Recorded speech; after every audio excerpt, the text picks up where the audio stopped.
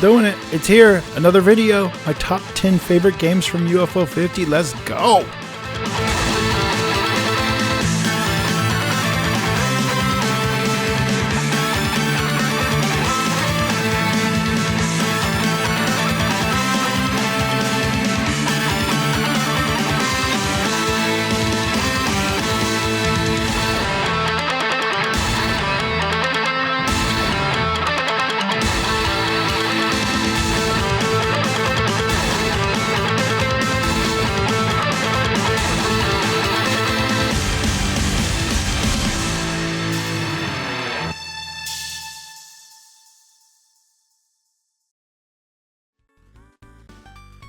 Number 10, Pilot Quest. Of course, if you know, you know.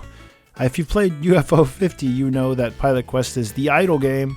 And by idle, you know, it's a Zelda-like adventure game where you're kind of on a timer out in the world and you need to like build up your base and like to get meat in that, and how much meat you bring with you is how much time you have out in the world. And as you take damage, your timer ticks down, and it's all about like being really careful not to like get into an encounter that's going to drain all your time and make your run useless, where you drop all your resources. But you know, the cool part is the idle part, right? As you build, it takes time to build up your base and to make these resources, and the time continues as you play other games. So it's not a game that you have to leave on, or a game that you turn off and it makes progress. It's a game that literally idles as you play the other games, and that's such a neat idea. And of course, it's so addictive, and you kind of have, you know, as you get into that rhythm where you have enough resources to like, you know, have a good run, and on that run you make enough resources to kind of give you that one more run mentality, until you really are just drained of everything and you're like, all right, I'm gonna go play something else to kind of build up some resources. It's good. It's a good idea. It's a good idea to put in one of these. I like it. Pilot Quest number 10. Next up is Mortal, and this is a game that I'm terrible at, but I absolutely love it because it's such a neat idea. It's a platformer where, you know, one touch and you're dead, and it's very difficult, but it's all about using a bunch of different guys to get through the level. And you can, you know, shoot dudes out as like a missile and, you know, kill an enemy, but then stick to the wall. That becomes a platform for the next guy who's going to jump down there and try not to die. Or you can like turn yourself into like a block, so the next guy who comes after you has something to stand on. Or, you know, you can just explode dudes, you know, to maybe kill an obstacle, or like to break some bricks or whatever. And it's all about managing your little dudes to get through these very difficult levels and get to the end of the stage while having as many dudes as possible, because that number carries over to the next stage.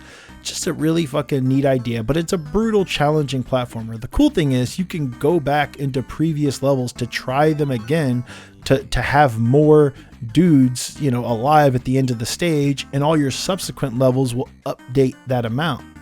Such a neat idea, like kind of like a weirdly modern convenience for like obviously a really old school, brutal, difficult platformer. But just what a neat idea. Absolutely sick.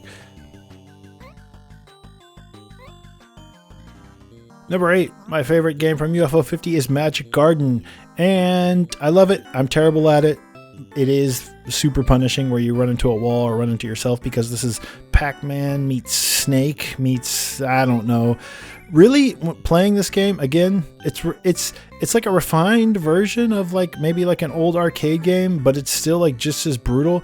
But it reminds me most of like Pac-Man Championship Edition, if you've ever played those, where, you know, it seems simple at first until you realize like the real way you like get a game-breaking score is to like, instead of getting the potions and like eating the enemies right away, kind of like creating a very dangerous field where you're keeping things alive so you can get multiple potions at once and keep a string multiplier going until you can get like a crazy score. None of which I will probably do in this video, because I recorded this footage, you know, months and months after I even played okay at Magic Garden, but I still love it. Super addictive. As soon as you die, which happens pretty easily, you're just like immediately back in. It's such a great score chasing game. Shout out to Magic Garden. Please make me better at it. Number 7 on my list is Night Manor. This is a point and click adventure horror game where, I don't know, it's fucking tense. It's a point and click adventure game that has atmosphere, because as you're exploring and clicking on things in the environment, kind of like Clock Tower style, like an enemy that's stalking you will just show up, even though it's like point and click. I don't know. It doesn't feel like a real-time enemy should just be able to pop out, but surely, I mean, it does, and you're literally, when he does, you're dragging like weapons and stuff from your inventory, very slow, old school style, to like hit him so you can run away. It's such a neat, well-made one of these. I don't know. It was fun pixel hunting and finding every little like interactable thing in the environment, and the atmosphere was good, and it's like weirdly creepy at times, and like the music's good, and the way the items like combine, and like the notes that you're finding are like, you know, itchy, scratchy kind of vibes. Just a cool, you know, full horror point and click adventure game as just one of the games of many in UFO 50. This one was a lot of fun. Number 6 on my list is Golfaria. One of those games, well, you know, there's quite a few games on this collection where the first time I played it, I was like, this is fucked. This is going to be one of the games that I'm just going to play this one time and move on to find something better. But you know what? I went back and I kind of stuck it out, and I discovered something pretty amazing. This is a full golf Metroidvania where you're hitting a ball around an open world environment, but it's completely top down, and like golf can be when you're bad at it, very easy to like knock yourself into some water or a sand trap, and your health is how many strokes you have left.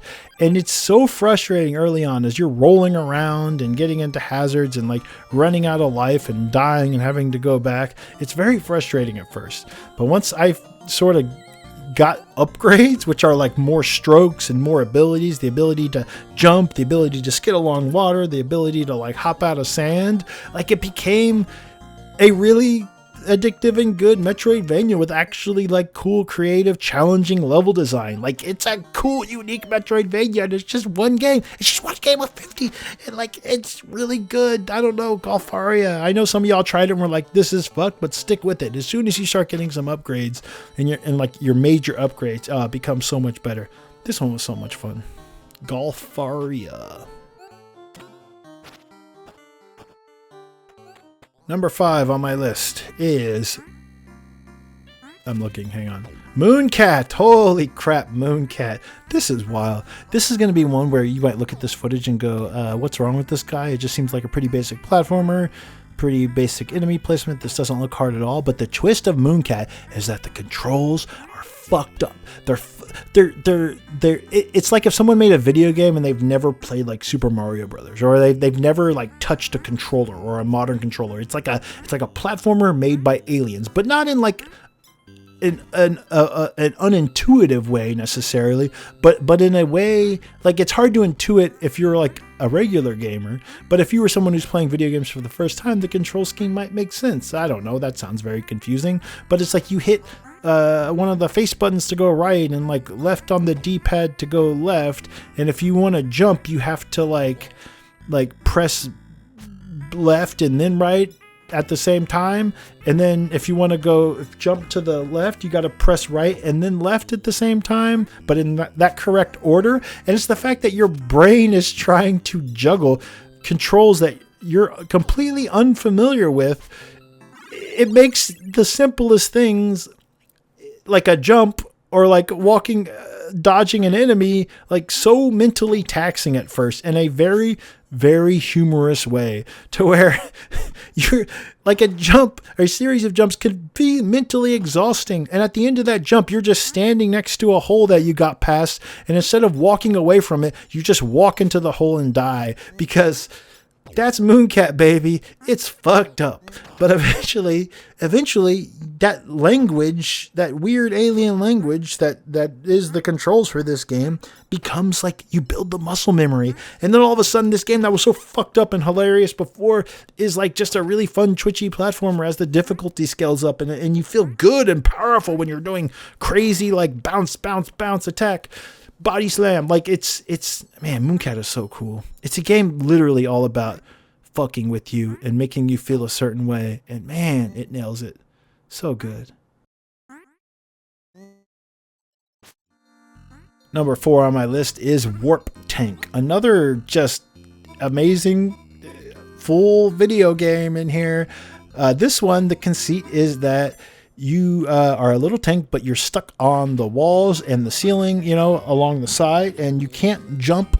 And if you want to jump, the only thing you can do to jump is to like warp to the other side of the screen.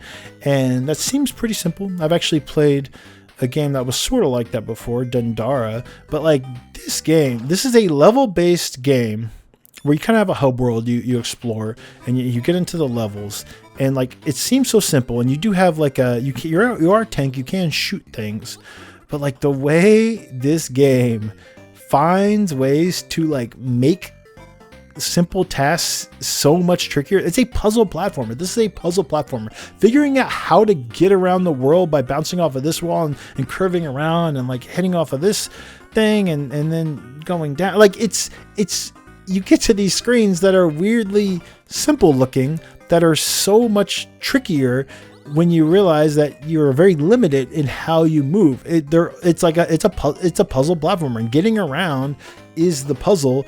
And then when they start introducing like enemies into it, it can become very tricky as well. Just a game that is like so much better than like what you would think it would be based on how it looks, right? Or animates even.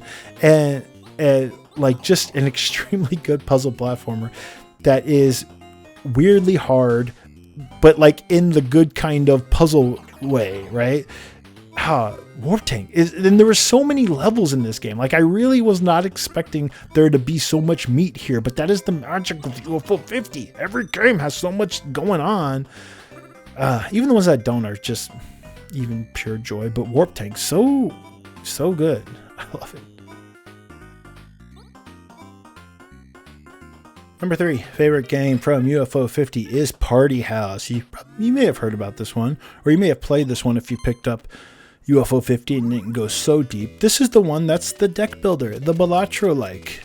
The deck builder I preferred to Balatro this year. Well, maybe not. Maybe if I evaluated them on its own, I'd still take Balatro over Party House. But Party House is a deck builder with charm, goddammit. This game is so weirdly funny at times, even though, okay, so you're running a party and you're letting people into your house for the party, and some of the party goers, they give you popularity and some give you money, and those are all resources that you need to like increase the size of the space so you can invite more people, and popularity is how you like get more people to come to your party. And like the way the game finds clever ways and like character types to like introduce the adding those resources to your deck is so funny, because you're also having to watch out for trouble, because it's a party and you don't want to invite, some people that show up at a party are trouble, and if you get too much trouble, the cops come. So how do you manage that? I don't know. Why don't you let in a cute little dog? He chills out the trouble. Or bring in the hippie. He reduces the trouble. So we gotta spend our resources to get some hippies and some dogs in there so they're not so crazy, right? How about we invite like somebody from like the press to like take pictures. Look, I could talk all day about clever like party goer types that they do, and they keep finding cool ways to introduce cool party goers to make it way more complex than it needed to be, in a good way, like a very good way, because it could have stayed like the simple concept, but like, there's so many clever like mechanics that they introduce, but man, just super addictive. I wanted to keep this one short, but I realized I love UFO 50 too much that if if I speak too little, it's like it's not even fair. Anyways, Party House, it's really good. If you like deck builders and Balatro, like this one by itself might be worth the cost of UFO 50. A lot of these are, honestly. Yeah, any of these games are worth the cost of UFO 50. This is why UFO 50 is so great. It's so good. Party House. Did I even say that? It's all whatever. We got to move on. It's so good. Number 2 on my list of favorite games on UFO 50 is Rail Heist. Oh, Rail Heist. This is, man. At first, I didn't even know what this was until I started like punching walls and shit and dropping safes on people. It's like a side-scrolling, like Hitman style game where you're robbing trains, but like trying to like sneak past enemies or take out enemies as you're getting to your destination of getting the gold and getting off the train. But you have like a weird amount of like interactivity with like the environment where you're like shooting holes under people to make them fall off the train, and you're like pushing crates on top of people. But like in like punching holes in walls to like find alternate paths and stuff. It's so fun to fuck around in this game. It's like a Hitman game, right? Like just fucking around as you figure out a path to your goal, right? Which unlike, in Hitman, you are shooting people, but it's that combining with the way this game does an alert system. Like when you get spotted or when they hear something on the train, a timer starts. And once that timer starts, your turn's over. And then it's the enemy's turn to like run around. And they'll like move around. And if they see you, they'll shoot you. And it's a one-shot kill and you're dead. It's very much like Worms, like sort of the turn-based nature of Worms, where it's like you have a certain amount of time, but when it's the enemy's turn, you're like, oh God, they're getting close. Please don't hit me. Please don't hit me. And then like their timer runs out and you're like, oh, they're in a perfect position. I'm going to run over there and like throw a stick of dynamite and like get the fuck out of the way. Like they combined like Hitman with Worms, and it's fucking brilliant. God damn it.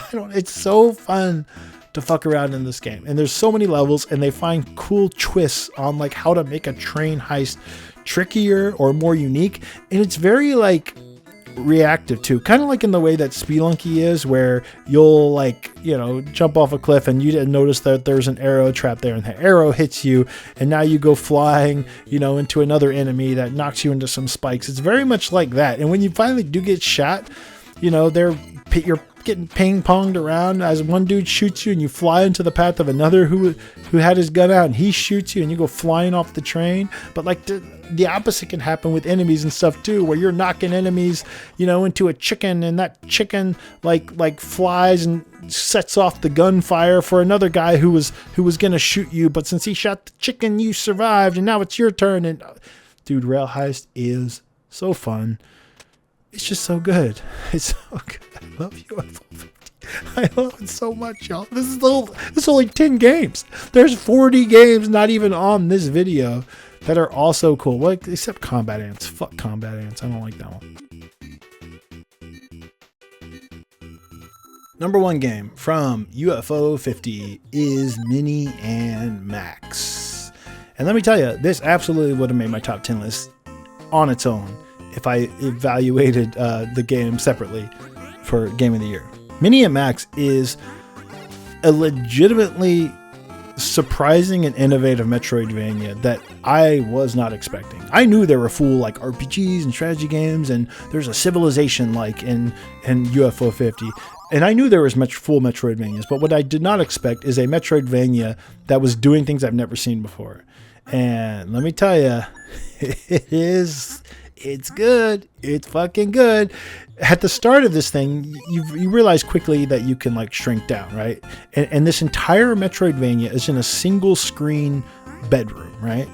And sure enough, you can shrink down, and now you're kind of walking around on like the carpet, but like little things in the environment are huge. Like the bookshelf is now like a huge environment to explore, right? Or the flower pot or whatever now you're jumping around on like plants and stuff, and there's dirt, and there's bugs in there, and you're fighting bugs.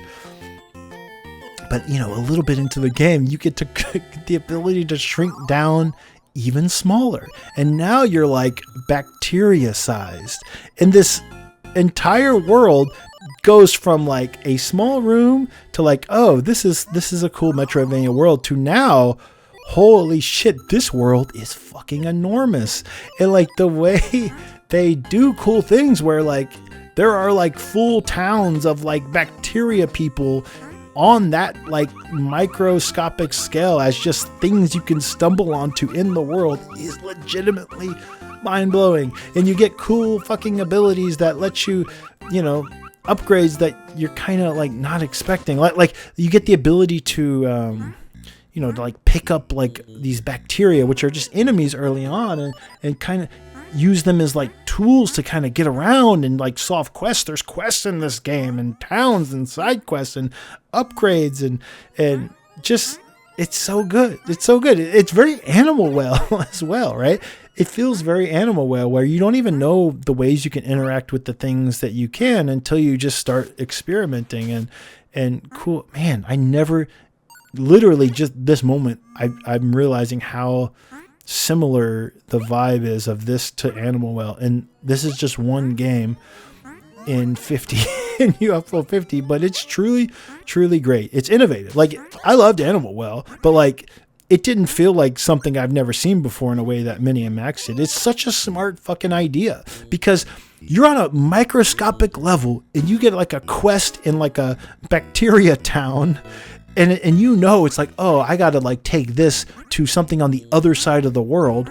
But you just like grow and then grow again and walk an inch to the right and shrink back down. And in turn, you've traveled, it would have taken you probably, 20 minutes to walk there, if you didn't blow up. But since you can shrink and grow, it took you a split second to get to the other side of the room. And that's so cool. But it's like, honestly crazy. Mini and Max would be like my number 7 or some shit. I don't fucking know.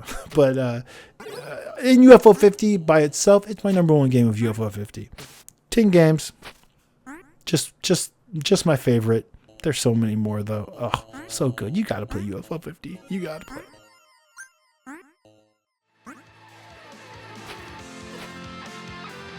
And that's it. That's the only good 10 games in UFO 50. Just kidding. There's so many. I could have talked about Valbrace or Devilition or Bug Hunter or Grimstone. There's so many fucking cool games here that I feel like some I just still have only scratched the surface with. The Seaside Drive, so good. The music, the vibe. I can't. This is literally my outro. Anyways, y'all have a great year. Bye.